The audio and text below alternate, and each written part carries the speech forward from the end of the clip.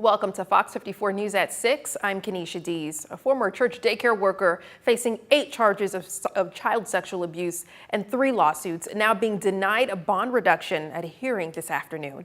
Cameron White was arrested last month.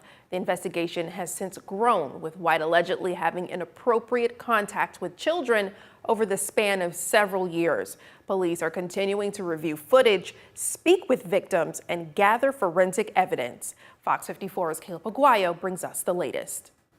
Cameron White didn't appear in court today after waiving his preliminary hearing at the Madison County Courthouse, but his defense team did go ahead with a motion to reduce his bond, a move the judge denied. The courtroom was packed with families of the victims, attorneys, and people just wanting to hear the latest on the case. Once they got started, the defense argued that White's $400,000 cash-only bond should be reduced, and he should be allowed to return home with an ankle monitor. White's attorney, Larry Marsili, cited his lack of criminal history here in Alabama, his lack of continued contact with the victims, and the presumption that he's innocent until proven guilty. If you added the condition that he not have contact with those victims, and if you added the condition of the ankle monitoring for the electronic monitoring, so law enforcement knows where this man is, and restrict his movement to just simply being that of home and meeting with as an attorney, I don't see how that would not be sufficient to safeguard the community. However, the prosecution says the alleged crimes are violent in nature, arguing that White's bond should remain the same because there are children in his home. They say the alleged crimes fit the previously set bond.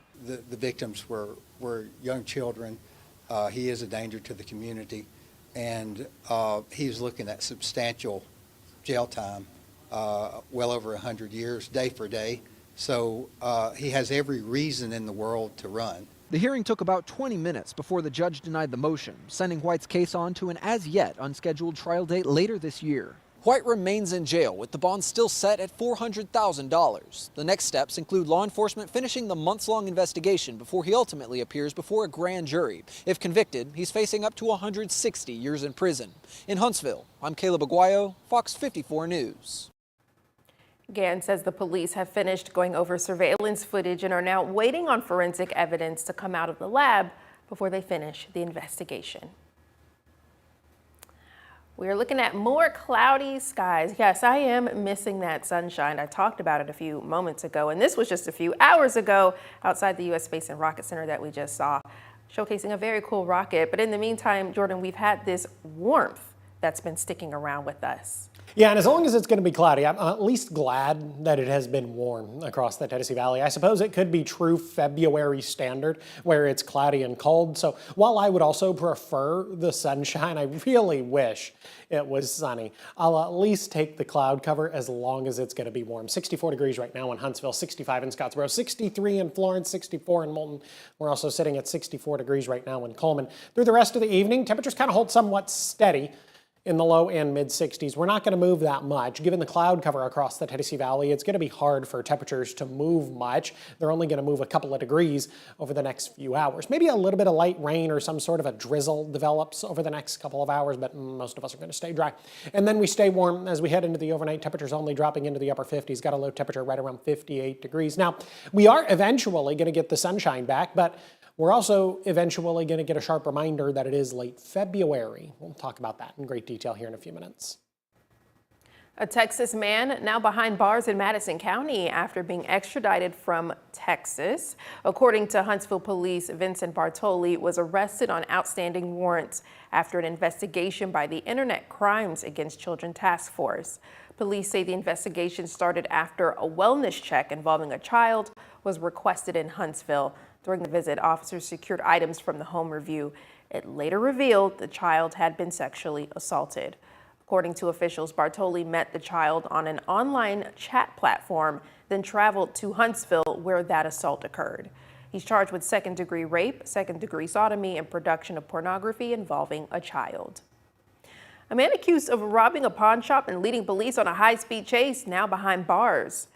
This man, Colton Tubbs, was arrested. The Coleman Police Department says officers received an area-wide BOLO from the Decatur Police Department about a stolen 2001 red Toyota Solera. According to authorities, the car had just been used in a Decatur pawn shop burglary where several guns and ammo had been taken. Investigators say Tubbs refused to stop, led officers south on a chase down I-65, then ran into the woods before being captured. Police say 16 stolen guns you see pictured here were recovered from the car. Tubbs is charged with first-degree stolen property and felony attempting to elude police. And police say a person of interest in a shooting in Arab has been arrested, but on unrelated charges. Police identified the person of interest as Robert Mallon, pictured here. And according to police, that shooting happened around 1:48 p.m. yesterday in the 600 block of Lookout Drive. When officers arrived, a 76-year-old man was found with a gunshot wound, they say. He was taken for treatment to Marshall Medical North and later flown to Huntsville Hospital. His current condition unknown. Mallon, however, was arrested on unrelated charges, but authorities say he is connected to that investigation. Court filings made earlier this week could push back the trial date in the case of the rock quarry at Belmina. Court documents allege quarry operators violated court orders while moving crushing equipment. Attorneys say this wipes out the evidentiary foundation built ahead of the current trial date in April. You'll remember a few weeks ago, a Limestone County judge granted a partial injunction to limit operations of the quarry. One resident says the conditions have improved, but there's still work to be done. It's gotten a lot quieter. There's no more lights, there's still trucks, but not as bad as it used to be. My progress in my eyes, it being completely gone would be great. Not seeing those, whatever those hay bales are, they're not very pretty to look at. When an old town that's already kind of run down, and looking at that every day when you're coming home from work and you love the little town you live in, but seeing that across the street is not something you want to look at every day. Both operators, Grayson Carter and Son and Stoned LLC, responded to the motion today, expressing concerns of a prolonged timeline and the financial concerns that comes along with it. According to court records, Grayson Carter and Son is complying with the order. NASA is pressing ahead with a key milestone for its Artemis II mission. The agency will move forward with a full wet dress rehearsal tomorrow after replacing a filter that restricted liquid hydrogen flow during an earlier fueling test. Teams will load super cold propellant into the Space Launch System rocket, run a full countdown, and practice scrub procedures. The simulated launch window opens at 7:30 p.m. NASA says March 6th is the earliest possible launch date, and you can watch the dress rehearsal live right here on Fox 54 Plus. Women can often experience unusual fatigue, nausea, vomiting, shortness of breath. Someone has a sudden cardiac arrest, and what you do can mean a life or death situation in a matter of minutes. This Wellness Wednesday, we learn what to do in this situation. And may the best drone win. It's a battle of the drones. Army soldiers behind the controllers, and Fox 54's Logan Russell gives us a look at the sky.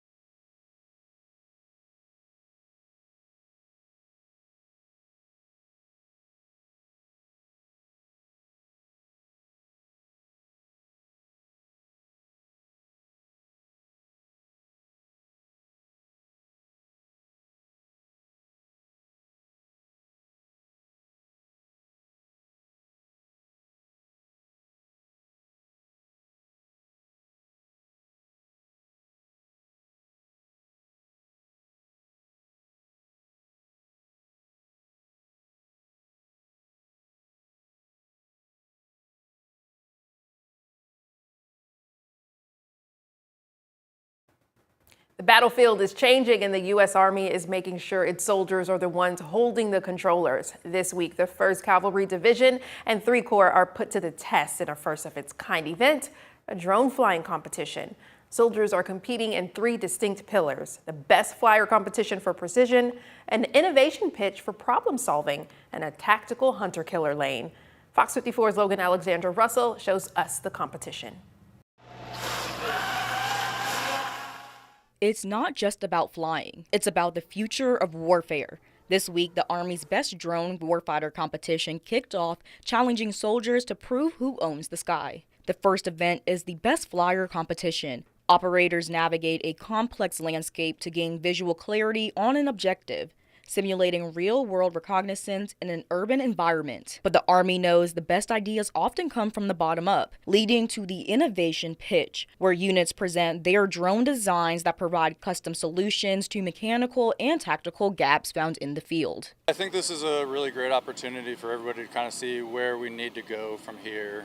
This being our first one, really as an Army as a whole, it shows some of our shortcomings that we have and where we kind of need to strive and teach soldiers when they're coming out of initial training, as well as how do we train the force on these systems. Finally, the tactical hunter-killer lane puts teamwork to the test. One drone acts as the eyes to find the target, while a second strike drone moves in to finish the mission. But it also includes combat mission preparations and exercises. We had also the physical lane that got us really into it. Then after that, we had to do a land navigation all the way to the OP, observation point. From there, we'll do a reconnaissance and then engage our targets. After we engage our targets, we'll move to do a call for fire, and that'll be the end of the event. Tomorrow marks the 3rd and final day of the competition, where the top pilots and innovators will be recognized for their performance. In Huntsville, Logan Alexandra Russell, Fox 54 News. It's pretty cool. Well, this really was a glimpse into the future of the Army, where the smallest tools on the battlefield are making the biggest impact. Check this out. USA Today's Reader's Choice Awards ranked the U.S. Space and Rocket Center's Intuitive Planetarium #1 in the country, and they held a party today to celebrate that big win. USA Today staff first nominated the planetarium just over a month ago, and readers turned out to vote for the top 10. In the wake of the recent announcement, U.S. Space and Rocket Center staff tell Fox 54 it's a big deal for the entire city. It is an absolute honor to be first nominated amongst the best planetariums in the country, and to receive the top award is fantastic. I mean, this is absolutely an honor for our entire team. It's an honor for the U.S. Space and Rocket Center. It's an honor for the city of Huntsville, and we're very proud of our folks who create these amazing programs that guests get to experience on a day-to-day basis. This really is a big win. If you missed the press conference, no worries. You can watch it on demand right here on Fox 54 Plus. Download on your TV, watch for free. It's all about matters of the heart this month and in many ways, but this Wellness Wednesday, we focus on heart health and how you can help in a worst case scenario. Now, Jordan, will some rain return to our... Yeah, we are talking about the return of a little bit of rain, maybe even a couple of rumbles of thunder. Probably not talking about any of that activity this evening, but maybe tonight. We'll discuss it in a couple of minutes.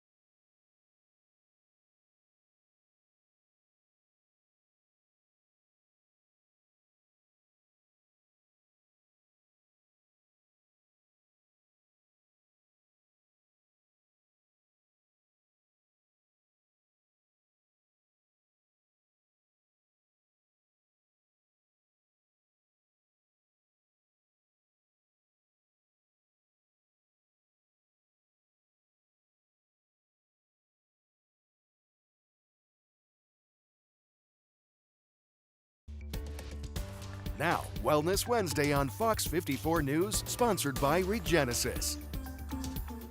February is American Heart Health Month, and medical professionals want to remind one important group to check their heart health: women. This Wellness Wednesday, we dive into the numbers and how you can help in a worst-case scenario. Cardiovascular disease is the #1 cause of death in women in the United States, affecting 1 in 3 women, and this translates to about 1 death per every 80 seconds. Christy Canty, a nurse practitioner at Huntsville Hospital Heart Center, spoke with us about women's heart health, including some of the symptoms that could be missed. Women can often experience unusual fatigue, nausea, vomiting, shortness of breath, dizziness, and cold sweats. So not always the symptoms that you would see possibly in a male. And the American Heart Association says it can be easy to ignore the signs. I think back to some of my former coworkers who have experienced heart disease, and oftentimes they were feeling the physical effects, but they thought, oh, it's just a muscle ache. I'll just move on. There's nothing to worry about it. In the case a cardiac event takes place, the association adds that there's a chance a woman might not receive CPR. Women are less likely to receive bystander CPR than men, statistically. And so we want to take this time, too, to empower not just women, but men in general, to not feel afraid. This afternoon, I got the chance to learn some of the basics when it comes to CPR from Go Rescue. Here's a snippet. The biggest thing to remember is that whenever you are providing CPR to someone, that you want to keep it 100 to 120 beats per minute. A lot of times people will sing Staying Alive, or during a CPR training, that's something that they will talk about as well. And then also that you're pushing 2 to 2.5 inches deep into the chest. The CPR compressions first. You're going to use the heel of your hand. And you want to make sure to keep your elbows straight. Typically, you're going to do 2 minutes of CPR. If there is an AED present, at that time, the AED would reanalyze the heart and determine if the shot would need to be delivered. And then you would continue CPR thereafter. If there is not an AED present, the most important thing is for you to continue CPR until EMS can arrive and someone with more advanced support can be able to come in and help. I certainly learned a lot, and I hope you learned something too. If you want to check out the full demonstration I just did with Go Rescue, you can find it and our interviews with the experts right here on Fox 54 Plus. Download on your TV, watch for free. Now, the Tennessee Valley's certified most accurate forecast from the Fox 54 Weather Impact Team. Take a look above. Cloudy skies all throughout Huntsville and the Tennessee Valley for that matter. I'm still loving the warm temps, which is kind of giving me spring fever. And official spring is about 30 days away. Yeah, Gosh, precisely. This year's just flying by. You know, there's an old phrase that the time moves faster the older you get. Yes. Yeah, there's a lot of accuracy to that statement, don't you think? Yes. We were just starting the new year. Now we're getting ready to wrap up the first quarter. It does seem that way, doesn't it? Time flies when you're having fun. I suppose that's the other way you could look at it. Now, it was incredibly warm this afternoon, despite the cloud cover that we saw today. We saw 66 at Huntsville International, 65 over in Florence. Scottsboro saw 67 degrees. Our friends over in Fort Payne, they were a couple of degrees warmer than everybody else. Nice change of pace there. Normally, they're cooler than everybody else, but they saw 69 today. 65 was the high temperature in Fayetteville, up in southern Middle Tennessee. Right now, many of us are sitting in the 60s, 64 in Scottsboro, 64 in Huntsville, 63 in Arab, and then 64 degrees right now over in Moulton. We stay warm as we head into the overnight. Maybe a couple of light showers develop across the Tennessee Valley. That activity would remain incredibly light. Otherwise, temperatures drop into the mid to upper 50s. I've got a low temperature right around 58 degrees. Incredibly warm for the Thursday morning commute. We should enjoy this while we can, because as I'll show you in just a second, we are going to quickly be brought back to reality. And the reality is that it is late February. 61 at 7, 62 at 8, 65 by 9, 67 degrees by the time we get to 10 o'clock in the morning, a mostly cloudy sky. Maybe a couple of peaks of sunshine, but overall cloud cover is definitely going to rule the morning. Here's that reality I was talking about. Friday, Saturday, still warm. But look what happens by the time we get to Sunday morning. 34 degrees on Sunday morning, Monday and Tuesday mornings, 27 and 26. I suppose you could stay in on Sunday morning. You can, in fact, skip church or stream it if you want to. You cannot avoid the cold that is going to come with Monday and Tuesday. You have to go to work and the kids have to go to school. So we're not going to be able to avoid being brought back to reality. And the other part of the reality is that, like Kenesha said just a couple of minutes ago, there are still 30 days until spring starts. And our forecast low temperatures are certainly a reminder that there are still 30 days until spring starts. We get one more taste of spring, though, as we head into your Thursday. Temperatures climbing into the mid and upper 70s. Some solid runs at record heat across the Tennessee Valley, but I think many of us are going to fall just shy.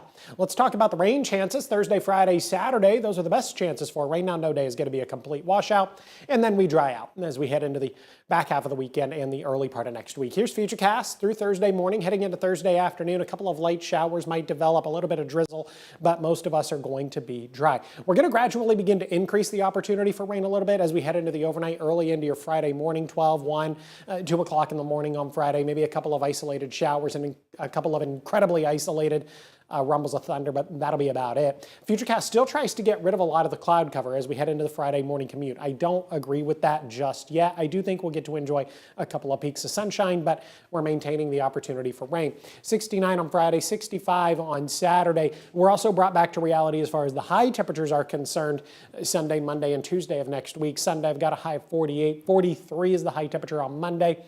50 degrees next Tuesday.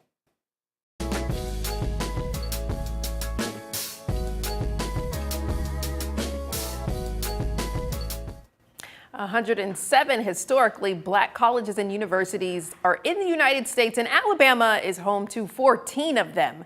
Alabama A&M, Drake State Community College, and Oakwood University are located right here in the Rocket City.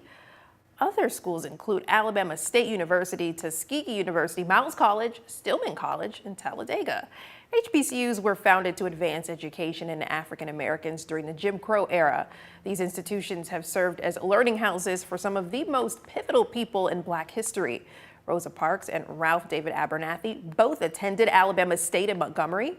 Reverend Dr. Martin Luther King Jr. attended Morehouse College, and former Vice President Kamala Harris attended my alma mater, Howard University. Fox 54 is home to 5 HBCU graduates hailing from Southern, Howard, Jackson State, Oakwood, and Hampton universities. High school basketball regional action continuing today on the campus of Wallace State Community College as a lot of local teams try to punch their ticket to the regional finals. I'm Mo Carter, and I've got highlights coming up next on Fox 54.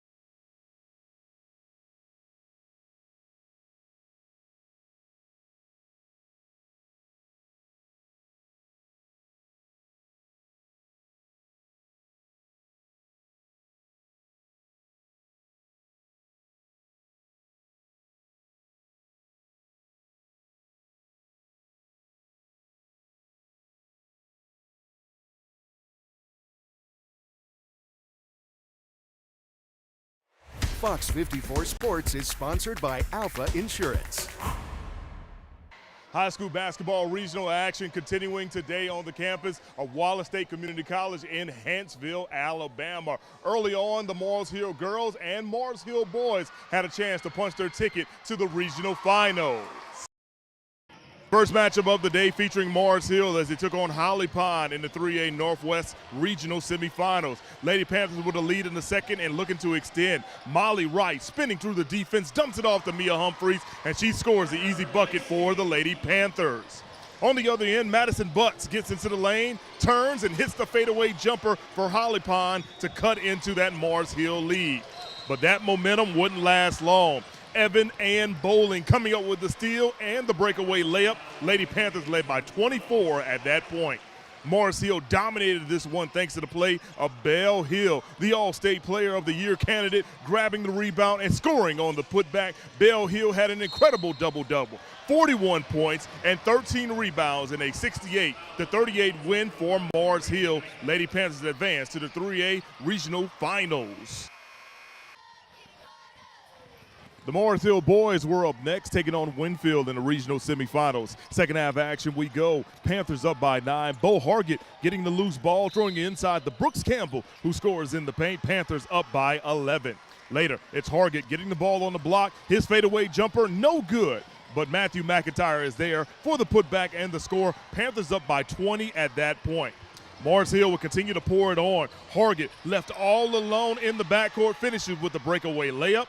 He finished the day with 22 points. Mars Hill's boys advanced to the regional final by beating Winfield 69-51. Coming up tonight in sports at 9 p.m., we'll have more highlights from the 4A action that occurred here in Huntsville. Covering high school basketball on the campus of Wallace State Community College, I'm Mo Carter, FOX54 Sports. Tonight at 9, new court filings could delay the trial over the rock quarry in Belmina. Fox 54's Dave Glassman tells us more. Alabama moves forward in the fight against opioids. We'll tell you what the Oversight Commission approved to fund treatment, prevention, and recovery grants across the state. And NASA moving forward with a major step for Artemis 2. Teams will run a full wet dress rehearsal. Tomorrow we'll tell you about the potential March 6th liftoff. All this at 9. Before we let you go, can a restaurant call boneless wings wings? A federal judge says the answer is yes. He threw out a lawsuit challenging the Buffalo Wild Wings menu, saying, quote, no meat on its bones. The lawsuit is from an Illinois man who claims he thought they were deboned chicken wings. Buffalo Wild Wings defended itself in a tweet the year the lawsuit was filed. It wrote, quote, our hamburgers contain no ham. Our buffalo wings are 0% buffalo, and quote, that's kind of funny. We want to hear from you. You can vote on this topic on fox54.com. Listen, I think that boneless wings do not count as wings. Listen, we all know they're glorified chicken nuggets, okay? And when I order them boneless, I am well aware of that. But calling it a boneless wing makes me seem like an adult, as opposed to going to any sort of chicken place and ordering a chicken nugget. It doesn't count unless it has bones. Now, we had another topic